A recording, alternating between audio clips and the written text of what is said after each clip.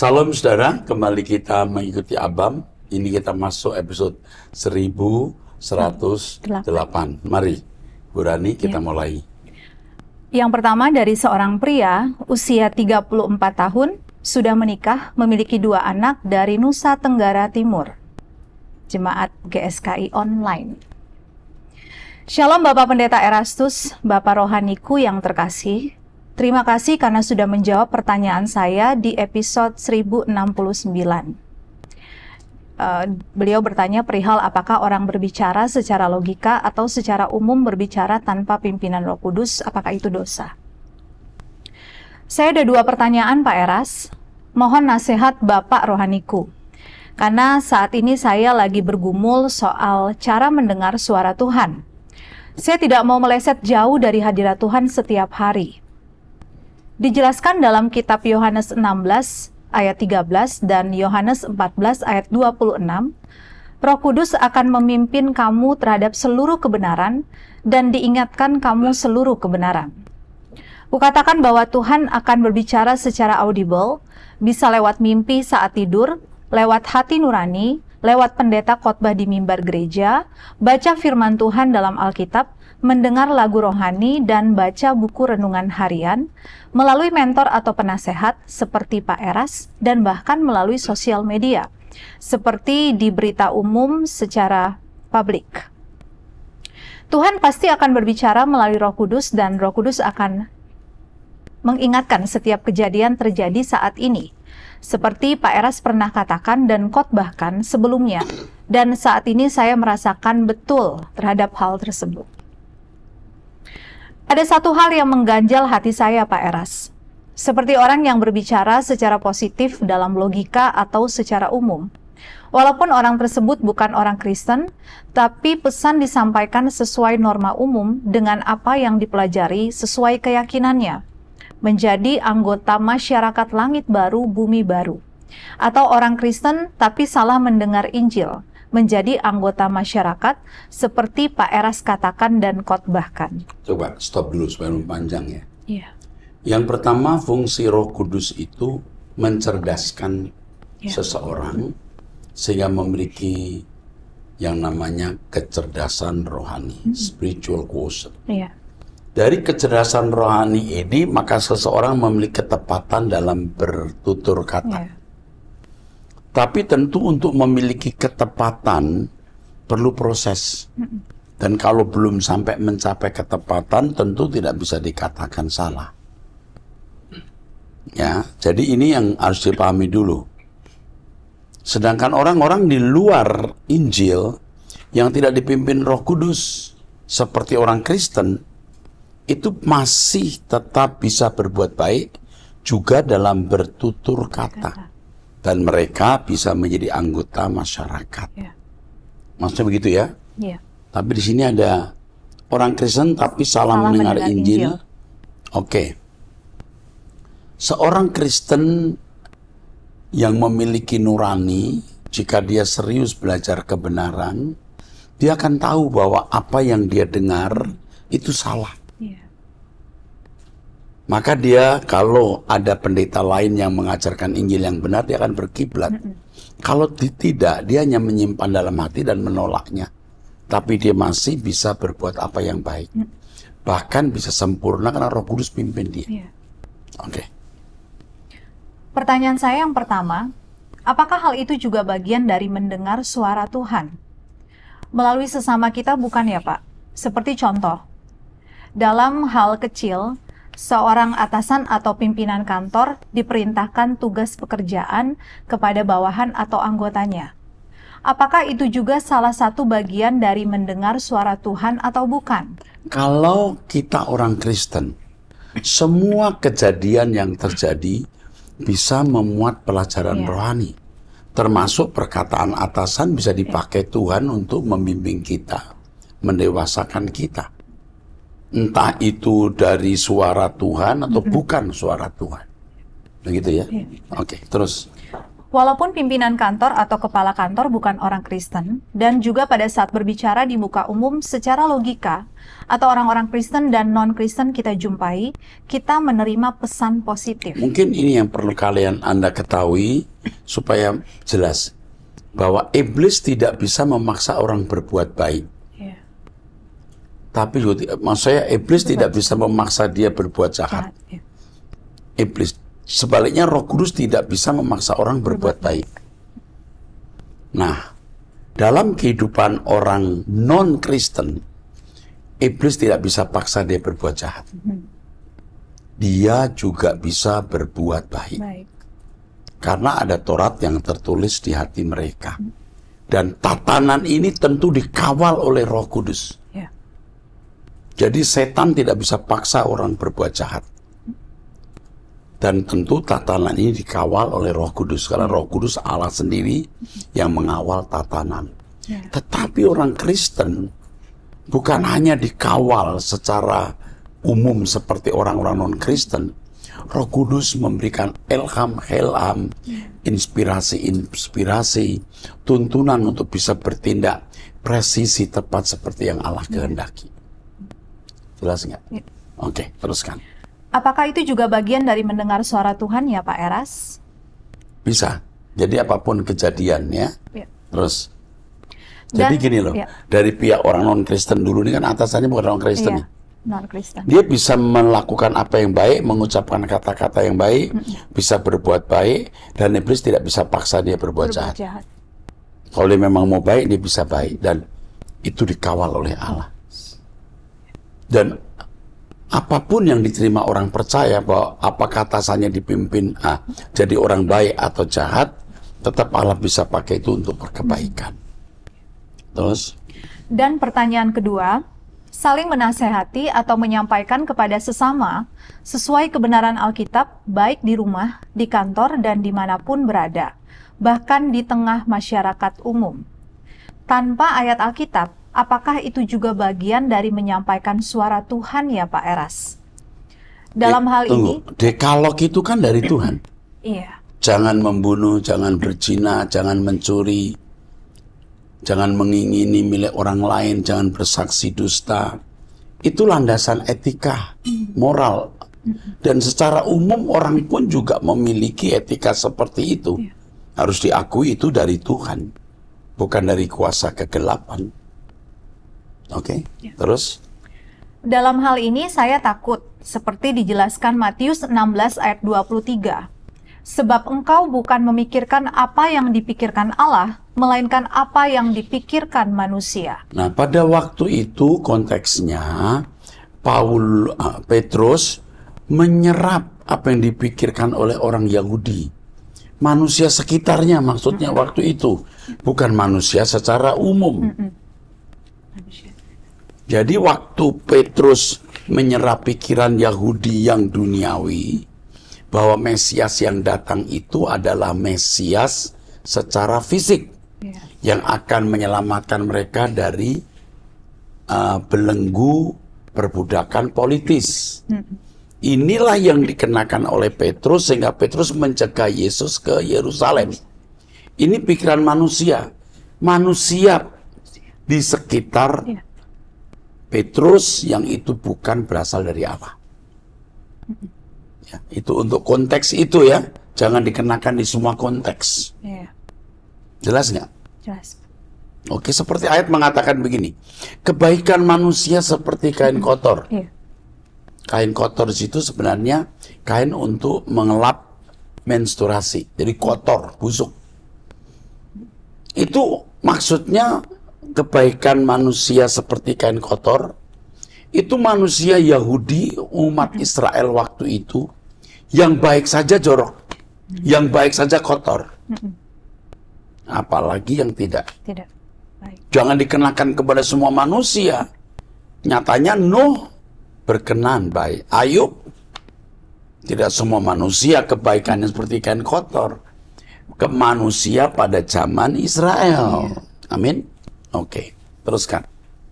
Tapi saya saat ini, saya bisa membedakan mana dipikirkan Allah, mana di pikiran manusia.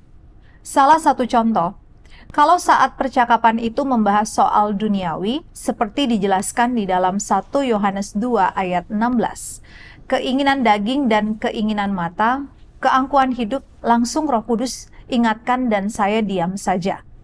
Karena saya tahu percakapan itu bukan berasal dari Allah. Apakah dipikirkan Allah, tapi apa dipikirkan manusia? Ya, itu benar.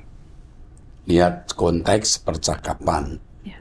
Nah, orang di luar Kristen juga punya kedewasaan mental. Yang isi percakapannya bisa di-sharingkan. Ya. Kenapa tidak? Bisa. Terus. Apakah itu benar ya Pak Eras? Benar. Ya. Oke. Saya kira cukup ini. Ya. Jadi setiap ini sudah saya bahas. Oke, kita teruskan lagi dengan pertanyaan dari pertanyaan selanjutnya dari Sulawesi Utara. 36 tahun. 36 tahun. Kita tidak tahu pria atau wanita ini ya. Oke, teruskan. Yuk. Shalom Pak Eras yang saya anggap sebagai Bapak Rohani. Tuhan memakai Pak Eras jadi berkat bagi hidup saya. Saya ingin bertanya mengenai rumah tangga saya. Saya sudah berpisah dengan istri sekitar 4 tahun lebih, dan istri sudah tinggal dengan selingkuhannya. Saya pernah punya rencana menikah lagi, tapi sebelumnya saya bertanya kepada Tuhan dan meminta Tuhan agar memberikan tanda jika orang itu tepat untuk saya atau tidak. Akhirnya Tuhan membuktikan tanda dan saya mulai menjauh dari wanita yang saya dekatin itu, meskipun sudah ada rencana ke jenjang pernikahan. Apakah Tuhan sudah tidak mengizinkan saya menikah lagi? Saya stop dulu. Ya, you tanya Tuhan. You akan mendapat jawaban, itu pasti. Terus? Saat ini saya bersama anak perempuan saya yang ditinggal istri. Jadi saya berjuang menghilangkan pikiran untuk cari istri lagi, takut ditegur Tuhan. Saya juga ingin lebih fokus hidup dalam kekudusan dan mengurus putri saya yang sudah umur 9 tahun. Saya sering berdoa kepada Tuhan, jika Tuhan berkenan mengembalikan istri saya, tapi dengan caranya dan bukan cara saya. Apakah salah saya meminta hal itu pada Tuhan, Pak? Saya kira tidak salah. Kamu, saya pandang pria yang baik. Saya salut. Saya bisa bayangkan betapa kesepian putrimu. Putrimu itu kasihan. Kamu harus kuat, walaupun kamu juga mengalami kesepian. Kamu harus bisa berfungsi sebagai bapak atau papa juga sebagai ibu sekaligus. Oke. Saya sudah membantu kakak saya dengan memberikan DP kendaraan untuk mereka pelayanan. Berjalannya waktu mereka bisa lunaskan kendaraan motor itu. Pada akhirnya mereka jual kendaraan itu dan mereka pakai kendaraan saya hampir setahun. Saya sudah ingatkan jangan terlalu berhutang sama kakak ipar saya. Padahal kakak ipar saya seorang gembala di salah satu gereja. Singkat cerita, BPKB saya mereka gadaikan buat modal usaha. Saya sudah ingatkan agar tidak berhutang kalau bangun usaha yang belum jelas hasilnya. Tapi kakak ipar ngotot. Pada akhirnya saya kasih BPKB, bulan kelima mereka sudah tidak mampu bayar di leasing dan saya yang bayar. Saya bayar pun ngutang demi menjaga nama baik saya. Karena kakak ipar saya lari dari tanggung jawab. Nomornya diganti, sehingga membuat saya tidak suka dengan cara kakak ipar saya itu. Akhirnya saya ambil motor saya. Kakak ipar saya makin menjadi-jadi. Tidak terima, padahal itu motor saya. Karena motor mereka sudah dijual.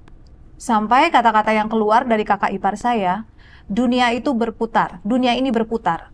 Seakan-akan ke depan kalau mereka sukses, mereka tidak menolong saya. Padahal saya sudah banyak membantu mereka. Bahkan sekarang barang-barang yang mereka pakai sebagian saya punya. Ini pendeta loh ya? Gembala sidang. Gembala sidang. Coba, saudara pecinta Abam, lihat ini pendeta saja mentalitasnya begitu rendah.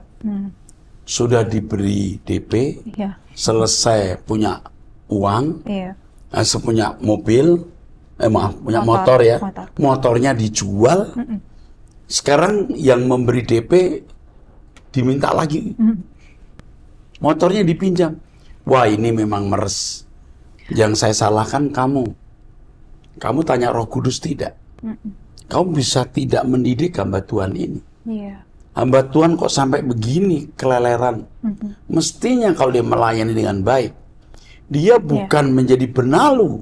Mestinya dia yang harus jadi berkat untuk kamu. Oke. Apakah tindakan saya itu salah mengambil motor saya dari mereka? Bagus, diambil saja. Saya kira itu bagus. Kamu tidak merusak mereka. Kakak ipar saya itu temperamen tinggi, padahal seorang gembala. Dia pernah memukul anak saya pakai tripod besi sampai biru mata anak saya. Pernah juga sampai biru pahanya. Aduh. Itu pengakuan anak saya sewaktu masih tinggal dengan kakak saya. Sekarang saya sudah ambil anak itu untuk tinggal bersama saya.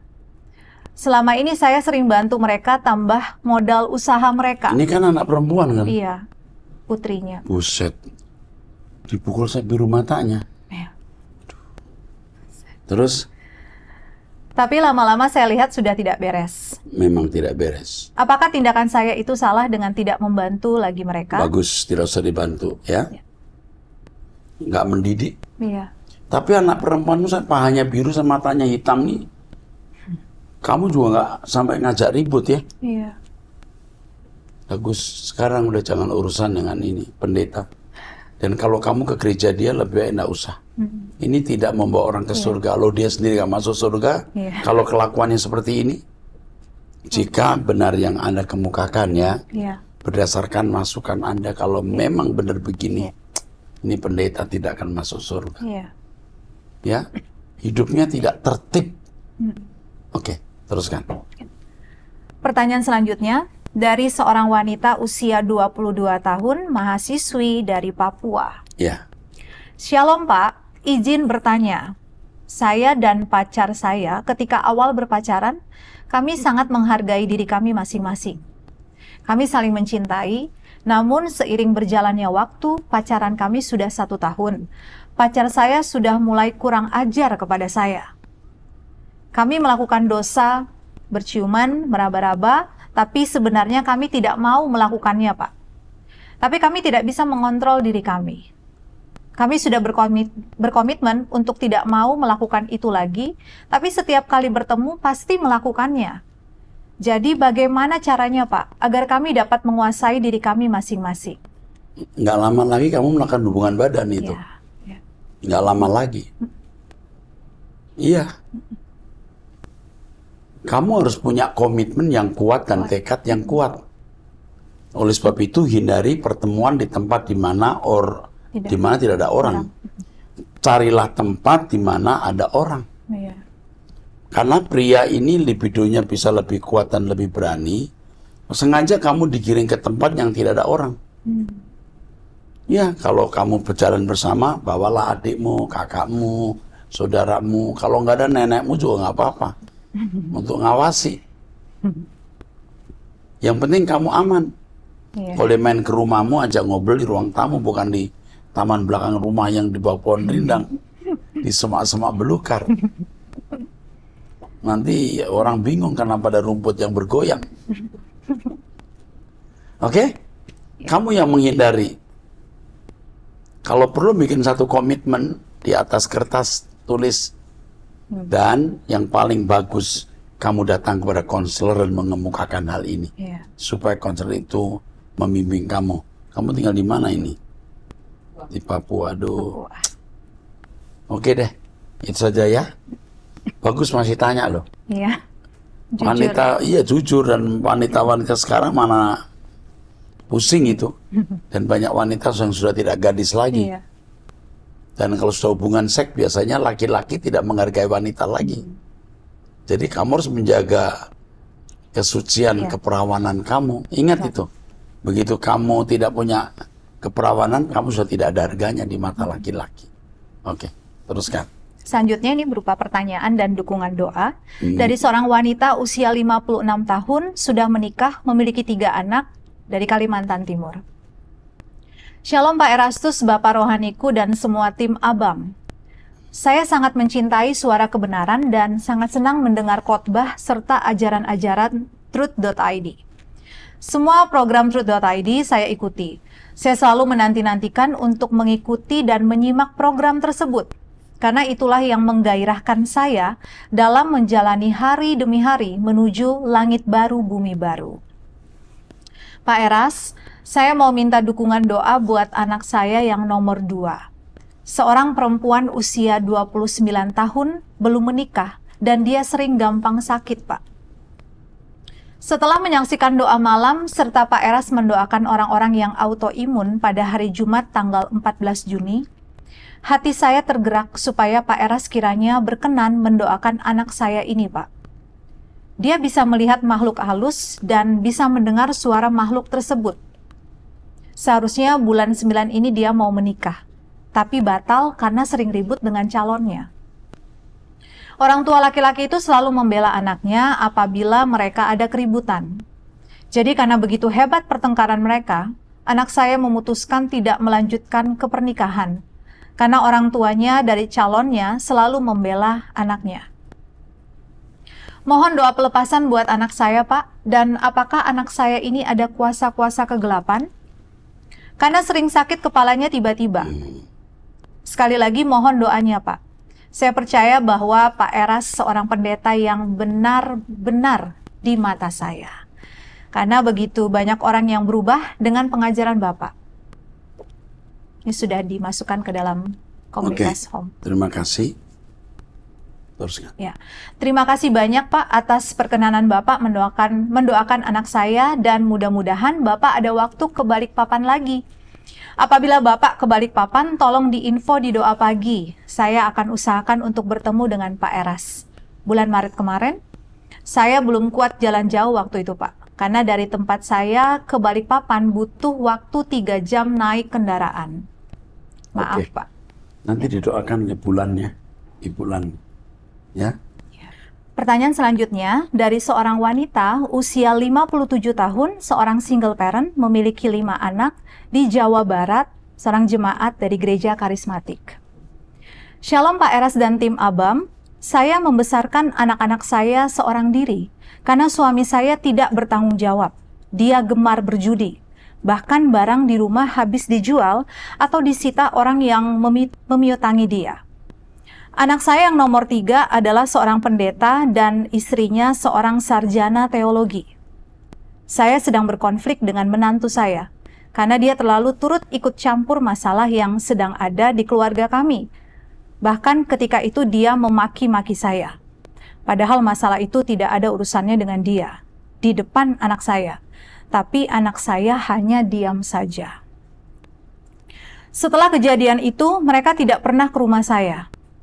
Ketika anak saya dinasihati oleh kakaknya supaya dia datang kepada saya yang adalah ibunya, bahkan kakaknya mengingatkan dia untuk mengingat perjuangan saya membesarkan dia dan menyekolahkan sampai jadi pendeta. Tapi dia jawab, siapa yang bermasalah dengan istri saya akan berhadapan dengan saya. Bahkan dia juga tidak datang di acara ulang tahun saya dan melarang cucu saya, anak dari putra saya yang pendeta tadi, untuk dibawa berkumpul. Ini sangat menyakitkan hati saya, Pak. Padahal dia di gerejanya dipuja-puja sebagai pendeta yang bagus khotbahnya. Apalagi kalau khotbah dengan tema keluarga. Oh ya, Pak, dari keempat anak saya yang sudah menikah, hampir setiap hari ketiga anak saya yang lain bergantian datang ke rumah saya untuk sekedar ngopi bareng atau ngobrol sama saya. Hanya dia yang tidak pernah. Ya, pendeta ini ya. Ya. Seperti menjaga jarak dengan keluarga. Ketika saya sakit dan harus berobat jalan selama 9 minggu, hanya dia yang tidak pernah mengunjungi atau menanyakan kabar saya. Dia juga sekarang tidak pernah membaca WhatsApp di grup keluarga dan membuat anak-anak saya yang lain kecewa. Bahkan anak-anak saya menyebut dia bukan lagi dengan nama, tapi Bapak Pendeta, saking kecewanya. Misalnya begini, Bapak Pendeta sudah menghubungi Mami belum?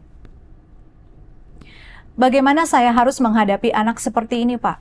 Yang awalnya saya pikir dia bisa jadi terang di tengah keluarga. Apakah perlu saya laporkan ke gereja pusat, Pak? Terima kasih sebelumnya, Pak. Tuhan Yang pertama, kamu tidak perlu laporkan dia ke gereja pusat. Ya. Tidak perlu. Itu juga tidak akan mengubah dia, malah tambah runcing. Yang ibu lakukan hanya diam dan berdoa. Wis, ngadepin pendeta itu susah. istrinya dia yang seorang teolog merasa Iya. lebih pintar, dia pasti mau nasehatin ibu dan masalah keluarga ibu. Ya, itu begitu lulus S1, S2, apalagi merasa sudah punya ilmu tentang Tuhan. Iya. Semua hanya di dalam pikiran, Iya. dan itu membuat orang tidak ingat siapa dirinya. Iya. Termasuk anak ibu yang jadi pendeta, saya kira anak ibu itu hanya belajar teologi tapi tidak Iya. belajar bertemu dengan Tuhan. Iya. Yang ibu lakukan hanya diam dan berdoa. Iya. Itu saja. Biar Tuhan yang beracara dengan dia, apalagi dia pendeta, dia akan berurusan dengan Tuhan yang adalah majikannya. Iya. Oke. Kita masuk ke pertanyaan berikut. Ya. Ini panjang sekali ya. Iya. Ini harus dilayani secara khusus ya. Iya. Oke. Teruskan yang berikutnya. Oke. Pria usia 20 tahun. Seorang pria usia 20 tahun, single dari Jakarta, jemaat GSKI. Shalom Om Eras, saya sudah berjemaat di Rehoboth sejak saya sekolah minggu. Dari saya kelas 6 SD, saya mengikuti pendalaman Alkitab, suara kebenaran, tentang Corpus Delicti, dan lain-lain. Walaupun lewat online waktu itu. Saya selalu mengikuti pengajaran Om Eras sejak saya masih kecil. Namun suatu ketika, tahun 2017, orang tua saya entah kenapa atau entah gimana, mungkin ada sesuatu hal jadi mereka anti terhadap yang namanya soal Rehoboth, GSKI, Om Eras, dan lain-lain. Apalagi ditambah ketika ada fitnah-fitnahan zaman dulu yang tidak perlu saya sebutkan karena tidak etis. Ditambah soal monoteisme yang belakangan ini viral dan banyak dianggap Om Eras sesat, termasuk keluarga saya. Saya dibilang ikut pendeta sesat dari iblis. Entah kenapa mereka berkata seperti itu. Saya dilarang kalau datang ke gereja berbau GSKI Rehoboth karena dianggap sesat sama orang tua saya. Pertanyaan saya, Om Eras, salahkah saya jika saya pindah gereja walaupun saya masih mengikuti pengajaran Om Eras? Karena saya lebih menangkap pengajaran-pengajaran Om Eras termasuk monoteisme.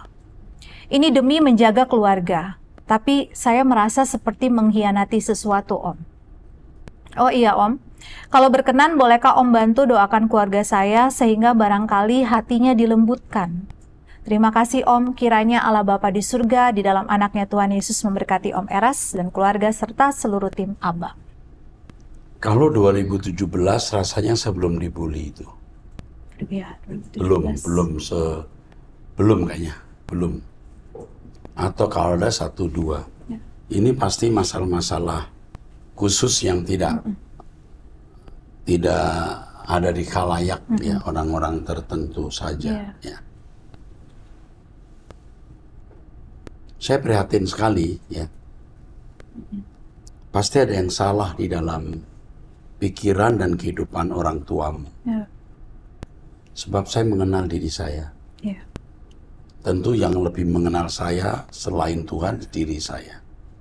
Saya kira saya ada di track yang benar.